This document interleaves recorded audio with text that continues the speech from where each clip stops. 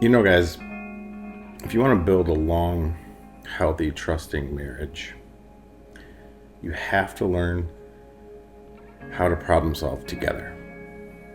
For example, the next time you're driving the family somewhere and your wife's vehicle starts making that absolutely terrible noise,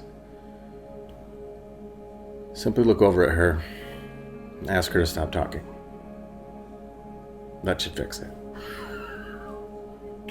Write that down.